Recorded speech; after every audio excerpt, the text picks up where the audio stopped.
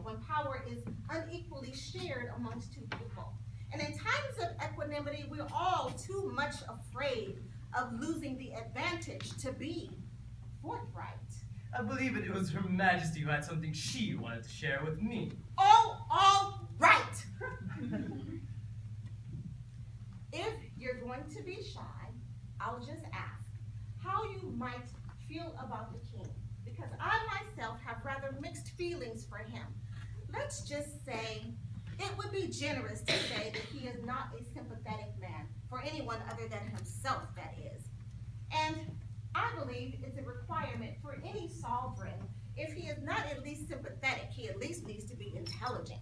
And as your humor has so delicately touched on, the Majesty hardly possesses profound judgment to begin with. And whatever he did have has been thoroughly corroded in a familiar manner that only authority can occasion. How he treats his realm is astonishingly callous in his ineptitude. There is only one reasonable solution. He must leave the throne. There are others who have drawn this conclusion as well. However, he is not the kind of man to abdicate of his own volition. Therefore, we must pressure him to do so. How? With his death, ideally. Your Majesty is joking. I leave that to the professionals. I am convinced that once he is dead, it would be much easier to remove him from the throne. Apparently, Her Majesty hasn't seen how much His Majesty has been eating recently. We have stopped being funny. People tell me I stopped years ago.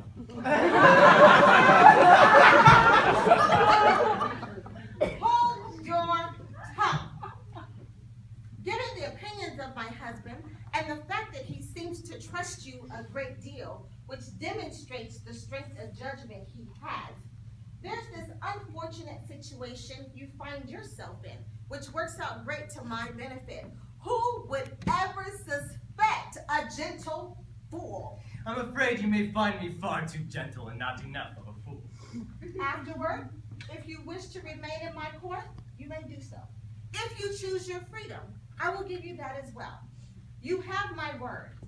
But what you do not have is a choice. Quite an interesting proposition. But, Madam, why do you think His Majesty brought me here to begin with? He was rather on edge after the incident with the Lords a number of years ago. I believed he desired more levity in the court. Levity, yes, but not for the court. For whom then? When I was conscripted, His Majesty brought me here to go amongst the people and mock him. I do not take offense at you attempting to equivocate yourself from this situation. But I ask that you at least respect me enough to work a little harder at it.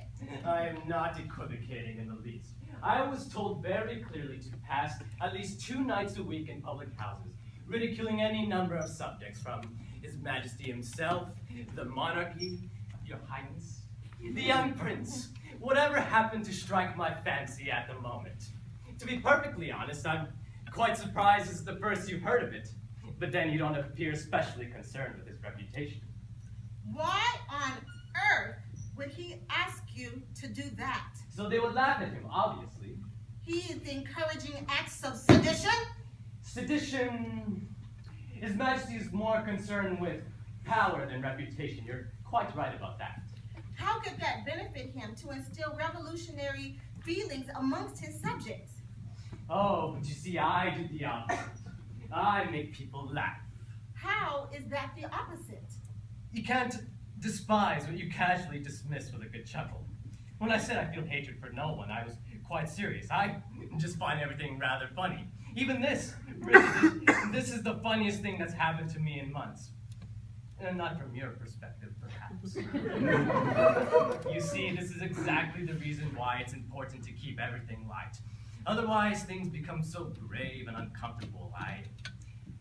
I merely release the pressure So I suppose I am an assassin of sorts after all, but my prey is passion, not people. Aren't you the nasty little monkey? I've been trying to stir up this population for months now. In my experience, people prefer a good hearty laugh to picking up a sword, less of a mess to clean up afterward.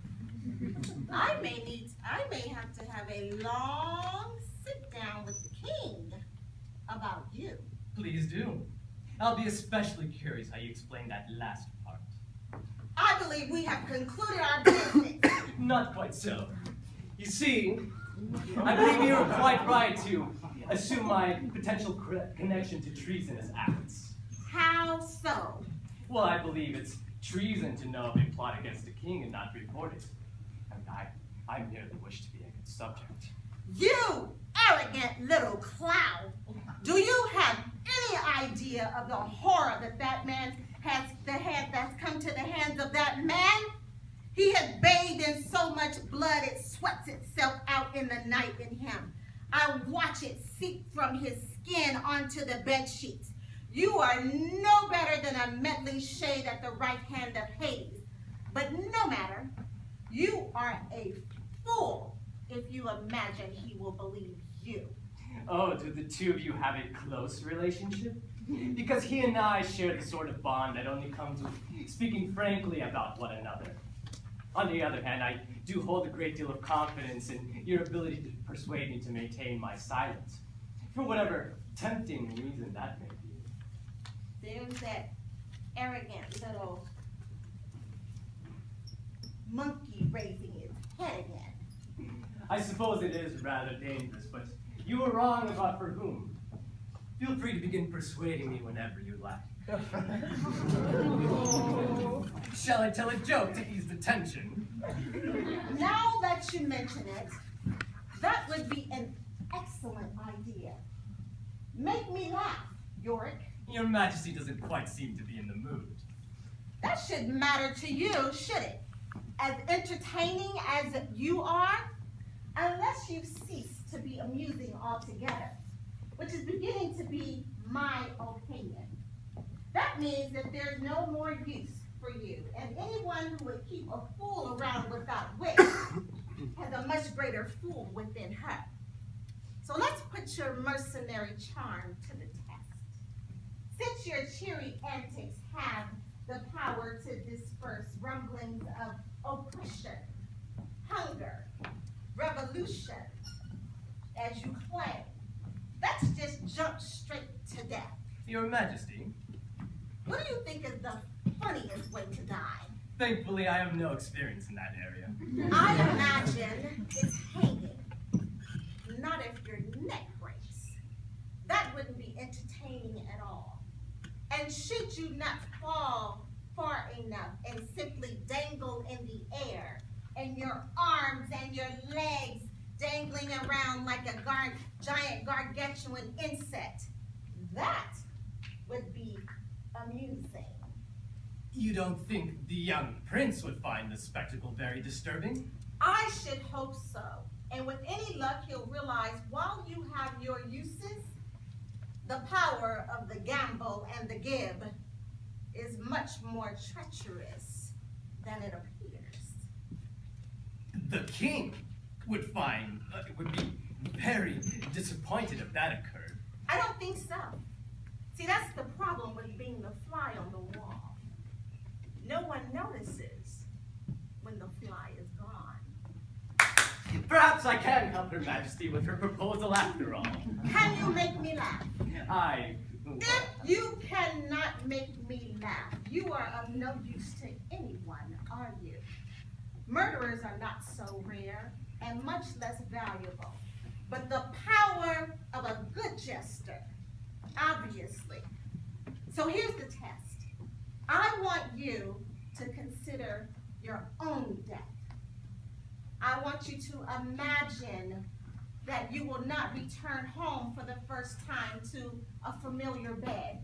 Think about the rope around your neck and the limp sack of muscle and bone as you hang sackily beneath you. Think about the frigid maggots as they feast on your body, and their offspring chew away at your flesh.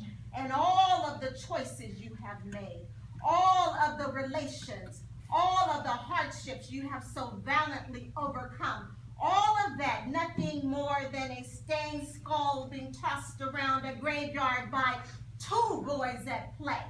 Concentrate